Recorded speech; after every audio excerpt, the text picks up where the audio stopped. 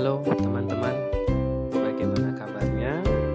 Kembali lagi kita bertemu di kelas Aljabar Linear Elementer. Untuk hari ini kita akan masuk ke bab terakhir dari vektor, yaitu ruang vektor. Jadi dalam bab ini kita akan mempelajari sesuatu yang lebih sistemnya lebih aksiomatis daripada vektor-vektor yang kita pelajari di dua bab sebelumnya. Di sistem aksiomatis ini nanti bertujuan untuk mengeneralisasi atau memberikan perumuman terhadap kondisi-kondisi ataupun terhadap sifat-sifat suatu himpunan yang nanti bisa kita kategorikan sebagai ruang vektor atau bukan. Dua bab sebelumnya yaitu vektor R2 dan R3 serta juga vektor Euclid Rn. Ini merupakan pengantar awal sebelum kita masuk ke bagian terakhir ini, yaitu ruang vektor.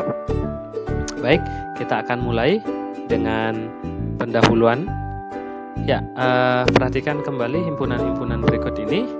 Ya, jadi himpunan yang pertama ini dengan notasi R seperti ini merupakan himpunan semua bilangan real.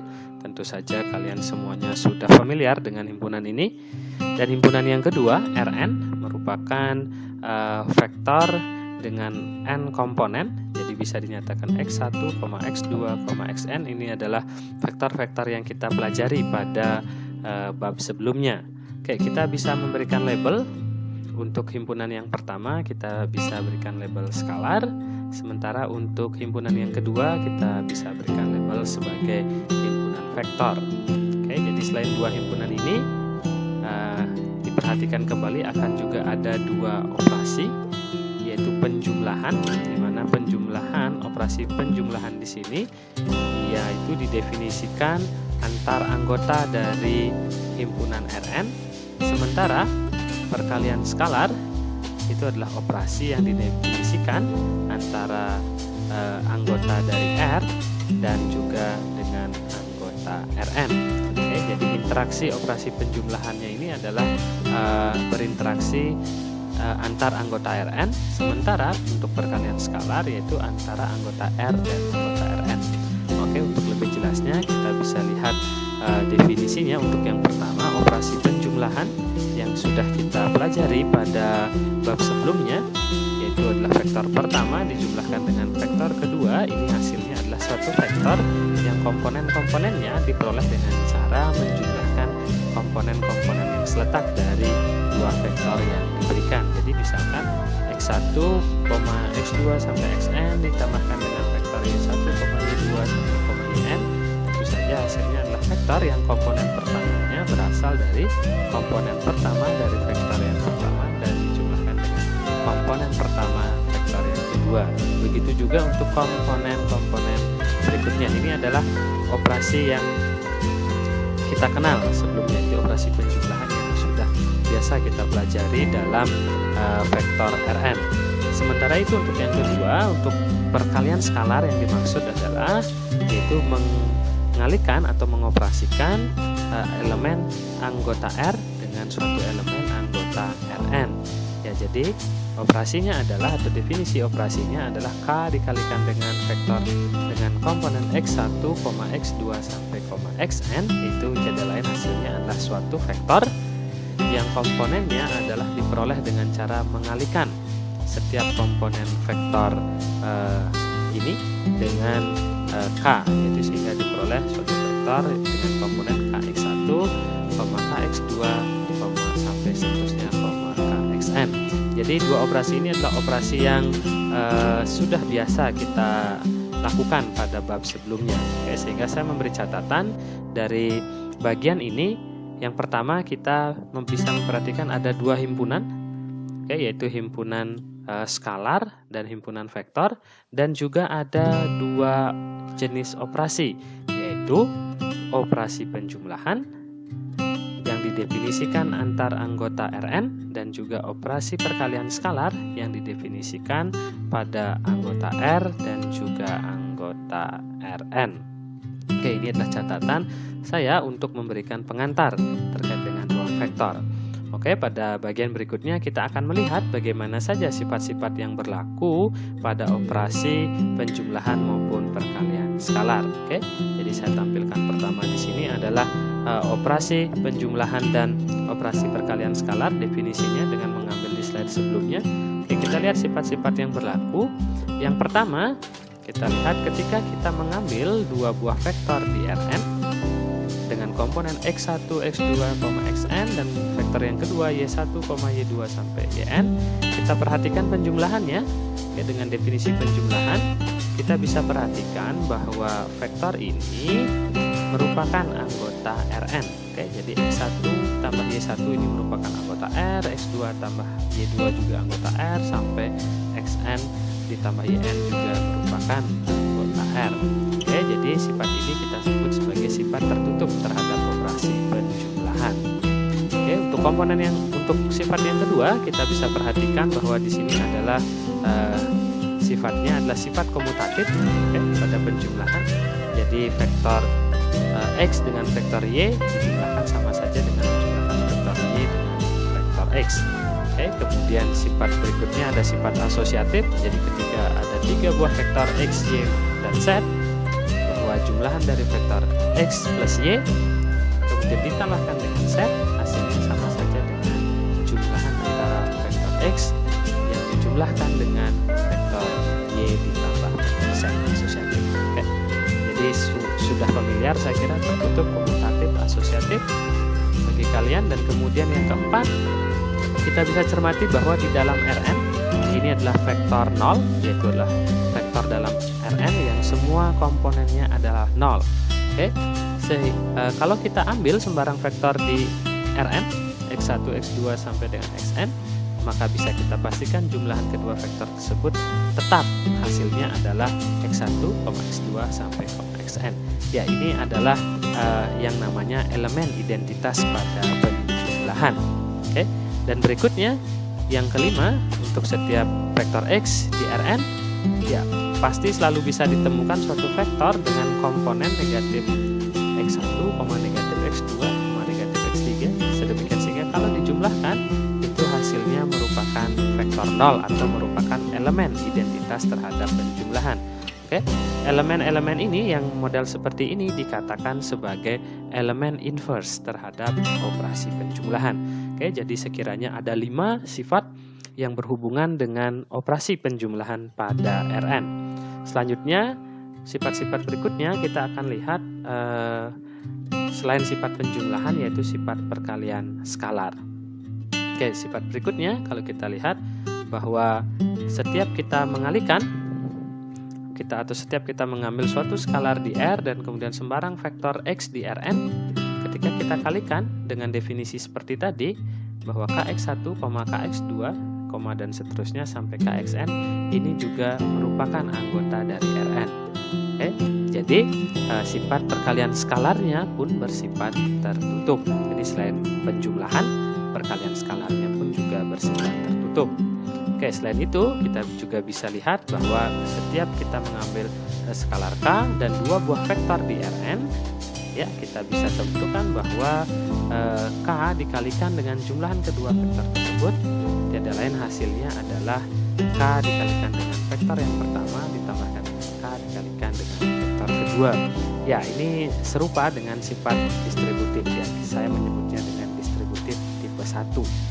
Oke, dan kemudian yang ke-8, setiap kita mengambil dua buah skalar K dan L di R dan satu buah vektor di Rn, kita bisa tentukan bahwa K plus L dikalikan dengan vektor X itu kalau berdasarkan definisi perkalian skalar di Rn tadi, bahwa setiap komponennya kita kalikan K plus L, K plus L kali X1, K plus L kali X2, K plus L kali Xn. Tiada lain ini ketika berlaku sifat distributif perkalian terhadap penjumlahan, ini akan bisa berlaku bahwa K dikalikan X ditambah dengan L dikalikan dengan X, ini juga disebut sebagai distributif tipe yang kedua. Oke, jadi perbedaannya dengan nomor 7, kalau nomor 7 skalarnya 1, vektornya 2, kalau nomor 8 skalarnya 2, vektornya yang 1. Oke, dan untuk sifat nomor 9, ya diambil dua skalar K dan L dan juga satu buah vektor X di Rn. Kita bisa lihat bahwa K kali L itu dikalikan dengan vektor X. Definisi perkalian skalar seperti ini, dan juga kita bisa dapatkan ini, dan akhirnya berlaku hasil dari KL dikalikan dengan X tiada lain adalah skalar K dikalikan dengan vektor yang bentuknya X. Jadi ini asosiatif antara skalar dan vektor. Oke, dan untuk sifat yang terakhir kita bisa lihat bahwa ketika kita mengambil sembarang vektor X di Rn, 1 dikalikan dengan vektor tersebut, ya sesuai dengan definisi perkalian skalarnya, sudah seperti ini perkalian skalar yang standar, ya hasilnya akan tetap vektor X itu sendiri. Ya, sifat ini kita bisa sebut sebagai identitas dari perkalian skalar. Oke teman-teman, kita sudah mendapatkan 10 sifat yang berlaku. Sekiranya sifat ini yang akan kita gunakan untuk membangun yang namanya sistem aksioma dari ruang vektor. Oke, jadi bagian berikutnya saya akan tampilkan aksioma dari ruang vektor. Oke, jadi awalnya adalah diberikan himpunan tak kosong V yang dilengkapi dengan operasi penjumlahan. Oke, dan antar anggota V, jadi operasi penjumlahannya itu didefinisikan antar anggota V. Selain itu juga didefinisikan operasi perkalian skalar, yaitu antar anggota himpunan semua bilangan real dan anggota V. Himpunan V ini dikatakan sebagai ruang vektor atas R jika memenuhi sifat-sifat berikut. Tentu saja sifatnya akan sesuai dengan sifat yang kita bahas tadi. Jadi ada 10 sifat yang mesti dipenuhi ketika kita mendefinisikan V itu merupakan ruang vektor atas himpunan semua bilangan real. Oke, yang pertama sifat tertutup, yang kedua sifat komutatif, yang ketiga sifat asosiatif, yang keempat itu identitas terhadap penjumlahan, dan yang kelima itu adalah inverse terhadap penjumlahan. Oke, jadi 5 sifat pertama itu hanya melibatkan operasi penjumlahan saja. Sementara 5 sifat berikutnya itu adalah kombinasi antara perkalian skalar dan penjumlahan vektor. Oke, sifat yang keenam itu adalah sifat tertutup terhadap perkalian skalar. 7 itu adalah distributif tipe 1, yang kemudian 8 ini adalah distributif tipe 2, dan yang 9 itu adalah asosiatif untuk skalar dan vektor, dan yang ke-10 ini adalah sifat identitas perkalian skalar. Oke, jadi ketika himpunan V ini dikatakan ruang vektor atas himpunan bilangan real, maka ke-10 aksioma ini harus terpenuhi. Jika salah satunya saja tidak terpenuhi, maka dapat dikatakan himpunan V bukan merupakan ruang vektor atas R. Oke, untuk selanjutnya kita akan melihat contoh-contoh dari himpunan-himpunan maupun operasi yang merupakan ruang vektor atau bukan ruang vektor. Oke, yang pertama, karena tadi kita mulai di pendahuluan dengan vektor Rn dengan operasi penjumlahan dan perkalian skalar yang standar dan juga memenuhi ke-10 aksioma yang ditetapkan sebagai ruang vektor, maka kita bisa simpulkan bahwa himpunan Rn merupakan ruang vektor atas R, tentu saja dengan operasi penjumlahan dan perkalian yang standar. Jadi standar ini dimaksudkan adalah operasinya adalah operasi yang biasa.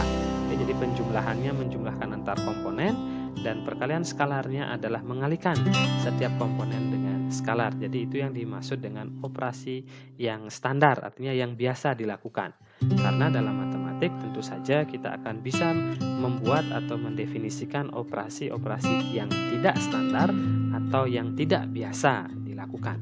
Oke, itu contoh pertama. Jadi himpunan semua vektor Rn itu merupakan ruang vektor atas R. Contoh yang kedua berikutnya adalah himpunan semua matriks yang berukuran 2x2 dengan entry bilangan real, itu dinotasikan dengan seperti ini. Jadi M 2x2 ini adalah ukurannya, dan R ini adalah entry-entrynya berupa bilangan real. Oke, kemudian operasi penjumlahan pada himpunan tersebut. Oke, pada himpunan matriks 2x2 ini penjumlahannya ini ini juga merupakan penjumlahan yang standar pada matriks, ya, karena menjumlahkan komponen-komponen yang seletak.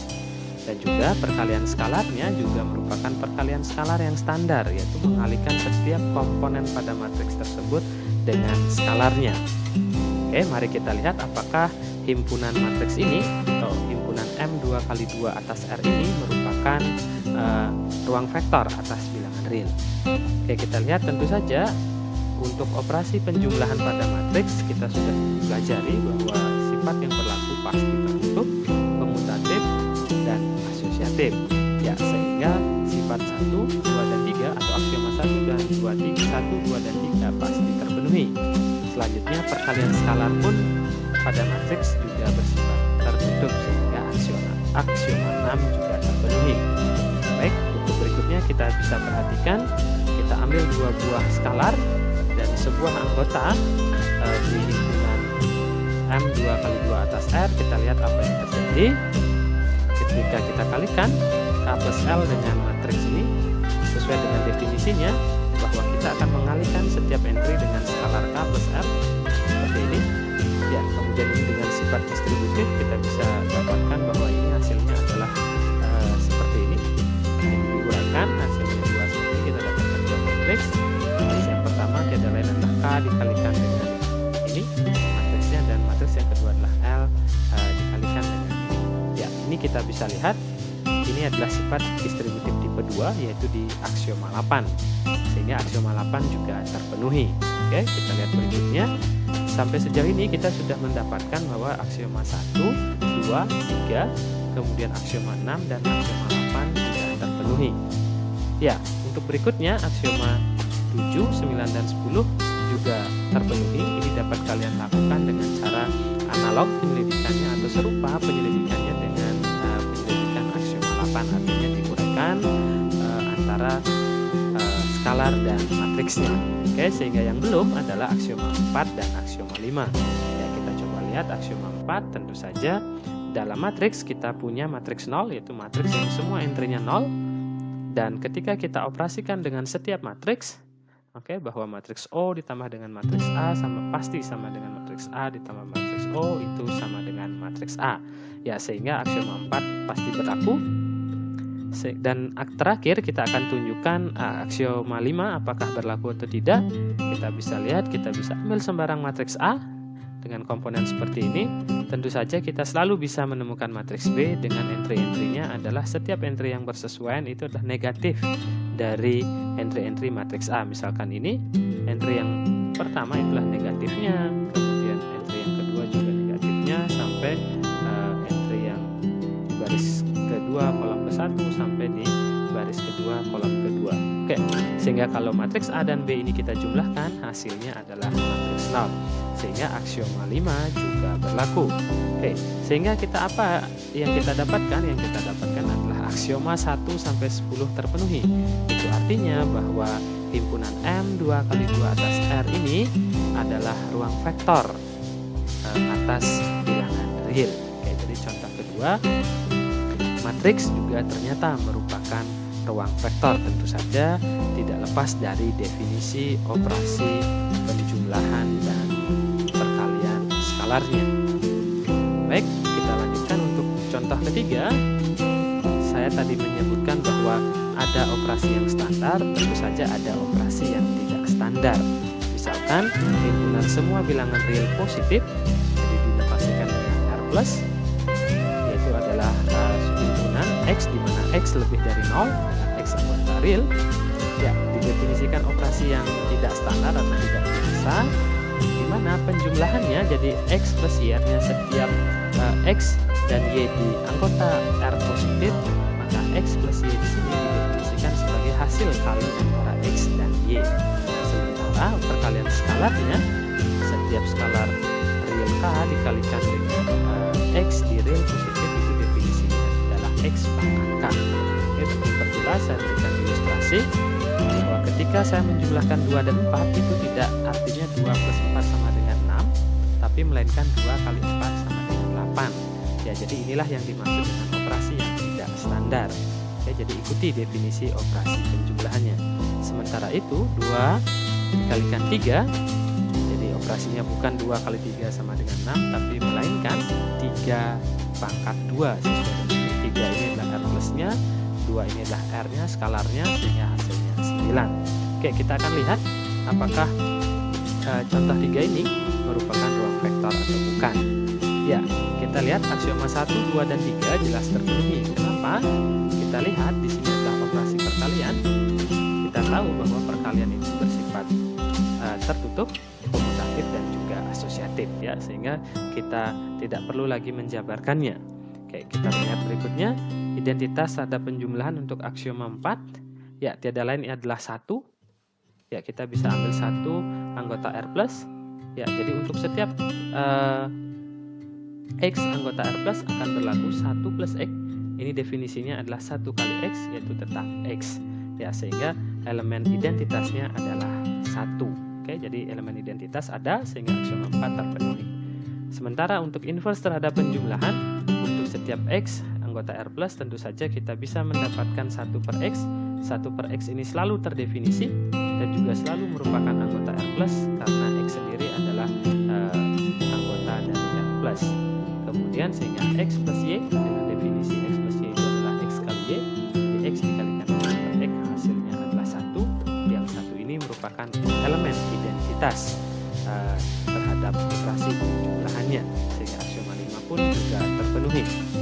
Ya, untuk aksioma 6 kita lihat, kita ambil sembarang K elemen R dan juga X elemen R plus. Kita lihat bahwa K kali X sama dengan X pangkat K ini selalu merupakan anggota dari R plus. Ya, kita bisa lihat bahwa fungsi eksponen ini bentuknya adalah bentuk eksponen. Fungsi eksponen tentu saja akan selalu bernilai positif. Oke, untuk aksioma 7 juga terpenuhi. Kita bisa lihat ini aksioma 7. Ini adalah tipe 1.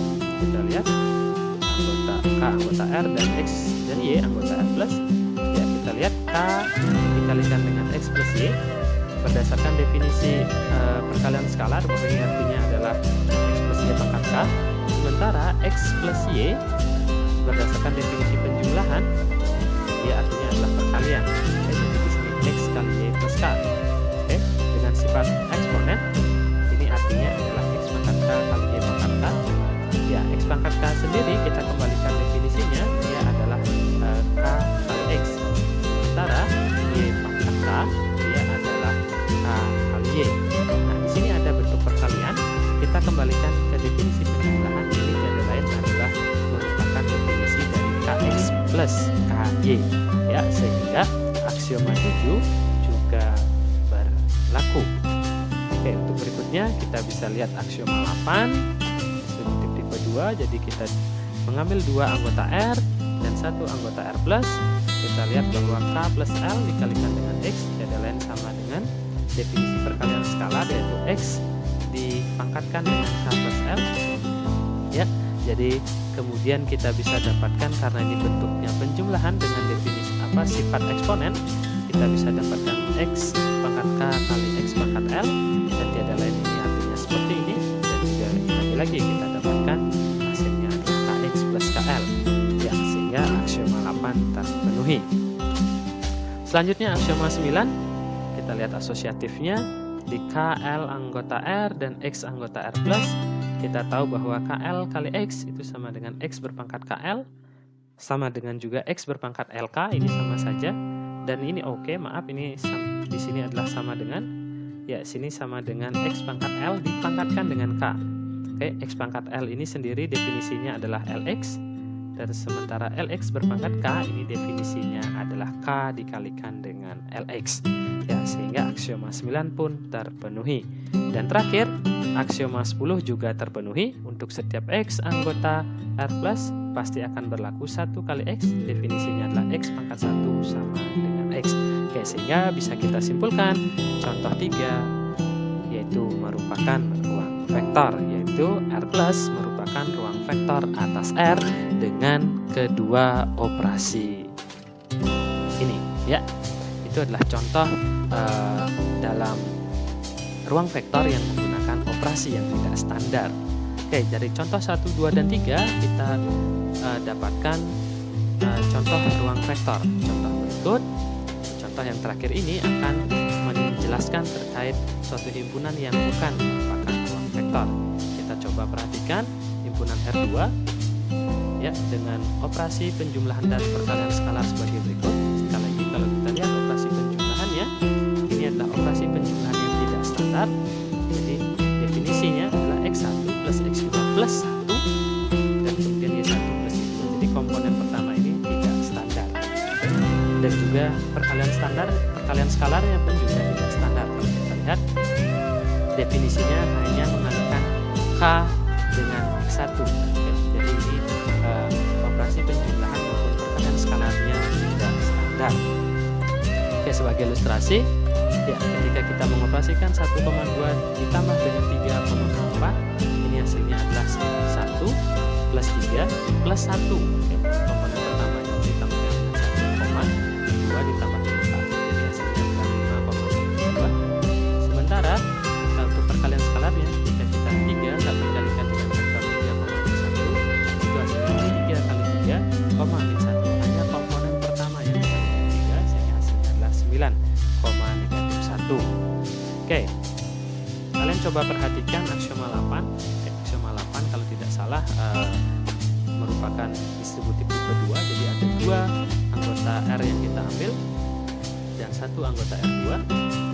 Oke, kalau aksioma 8 terpenuhi maka akan terpenuhi sifat ini. Jadi akan berlaku sifat ini.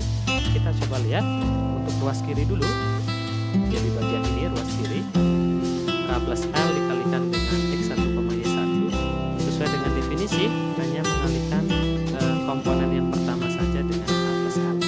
Ya, jadi itu untuk ruas kiri. Sementara ruas kanan kita lihat K dikalikan dengan X1, Y1 ditambah L dikalikan dengan X1, Y1 berdasarkan definisi perkalian skalarnya kita dapatkan hanya komponen pertama dikalikan K, begitu juga hanya komponen pertama dikalikan K dikalikan dengan L, dan ini dijumlahkan.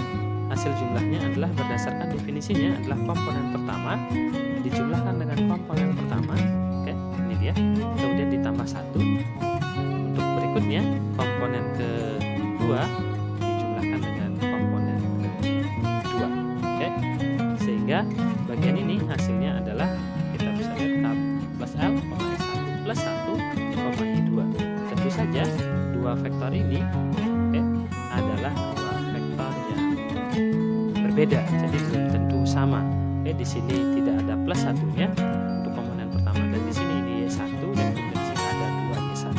Oke, jadi kita bisa lihat bahwa aksioma 8 ini tidak terpenuhi. Karena ada salah satu aksioma yang tidak terpenuhi, maka contoh 4 ini bukan merupakan ruang vektor. Oke, jadi saya harap dengan 4 contoh ini kalian bisa mulai memahami sistem aksiomatis yang berada ataupun yang berlaku pada ruang vektor. Baik, untuk mengasah kemampuan kalian terkait dengan konsep ruang vektor, saya memberikan latihan soal. Tentu saja latihan soalnya adalah menyelidiki himpunan-himpunan yang dilengkapi dengan operasi penjumlahan maupun perkalian skalar, apakah merupakan ruang vektor atau bukan. Oke, ada 5 latihan. Yang pertama untuk himpunan R2, ya menggunakan definisi operasi penjumlahan. Oke, nampaknya yang tidak standar karena ada 2 Y1, sementara perkalian skalarnya itu adalah perkalian skalar yang standar. Oke, untuk yang kedua, himpunan semua titik-titik yang terletak di sumbu X. Tentu saja kalian tahu bagaimana bentuk ataupun elemen titik-titik yang terletak di sumbu X.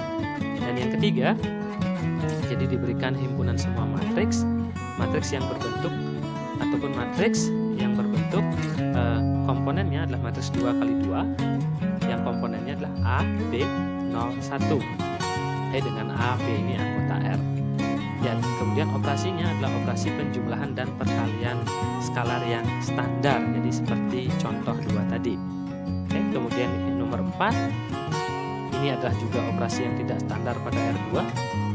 Ya, jadi karena penjumlahannya didefinisikan sebagai perkalian, sementara perkalian skalarnya ini adalah perkalian skalar yang standar.